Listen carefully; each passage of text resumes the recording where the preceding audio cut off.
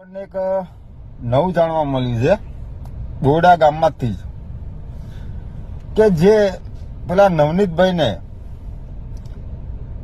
Video ઉતારતા અને જે ગારો બોલે છે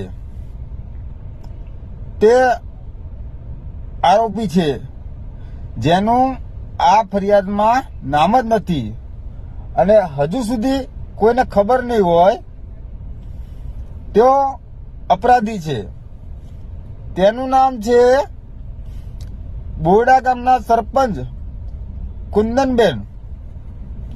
તેમના પતિ રાજુ ભમ્મર જે વિડીયો ઉતારે છે અને જે નવનીતભાઈને ગારો બોલતો હોય છે, તે ઓડિયોની પુષ્ટિ બોરડા ગામના લોકો દ્વારા મને મળી છે કે શૈલેષભાઈ જે આ વિડીયો ઉતારે છે અને ગાળો બોલે છે તે બોરડા ગામના સરપંચ કુંદનબેનના પતિ રાજુ ભમ્મર છે, જેનું આ ફરિયાદમાં નામ જ નથી.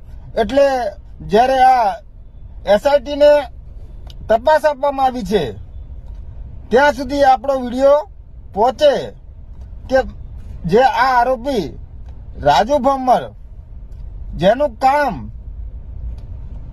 જે થાંભલાઓ નાખવામાં આવે છે તેની અંદર સરકારના જીઆર મુજબ 1 થી 1,30,000 રૂપિયામાં વળતર આપવામાં આવતું હોય છે. પણ આ રાજુ ભમ્મર અને જયરાજ આહિર બંને ભેગા મળીને માત્ર ને માત્ર 8 થી 10,000 રૂપિયા આપી અને આ લોકો ખેડૂતોનું શોષણ કરે છે, છેતરપિંડી કરે છે.